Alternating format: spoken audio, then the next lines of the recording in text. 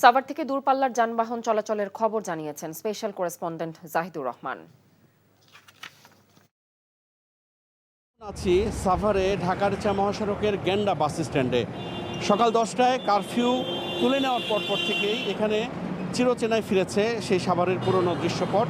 দূরপাল্লার বাসগুলো ছেড়ে যাচ্ছে এবং স্থানীয় রুটগুলোতেও চলছে স্বাভাবিক যান চলাচল। ভোর থেকেই তৈরি পোশাক কারখানার শ্রমিকরা ছুটেছেন নিজ নিজ কর্মস্থলে।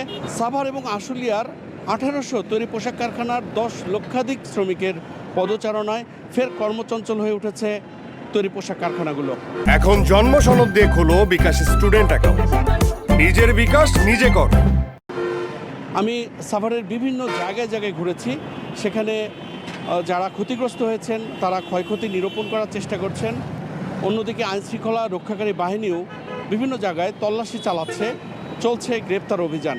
গত কয়েকদিনের সহিংসতায় সাভারে যে স্থাপনায় ক্ষতি হয়েছে তা সরেজমিনে দেখতে কিছুক্ষণের মধ্যে সাভারে পৌঁছাবেন ঢাকা রেঞ্জের ডিআইজি নুরুল ইসলাম সহ ঊর্ধ্বতন পুলিশ কর্মকর্তারা। সব মিলিয়ে ধীরে ধীরে সাভার ফিরছে তার চিরচেনা ব্যস্ত রূপে।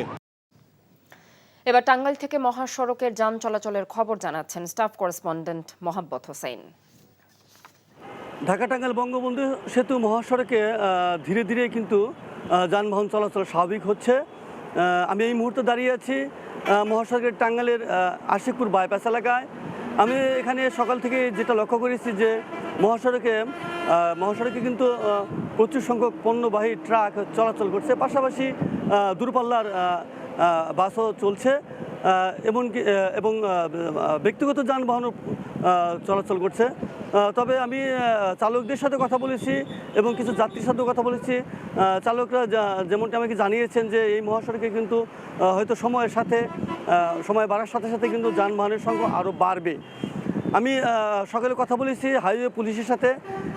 তারা আমাদেরকে জানিয়েছেন যে গতকাল থেকেই মূলত এই মহাসড়কের যানবাহন চলাচল শুরু হয়েছে। তো মহাসড়ক স্বাভাবিক রাখতে এবং মহাসড়কের নিরাপত্তা নিশ্চিত করতে তারা কিন্তু কাজ করে যাচ্ছে। এখন জন্ম সনদ দিয়ে খোলো বিকাশ স্টুডেন্ট অ্যাকাউন্ট। নিজের বিকাশ নিজে কর।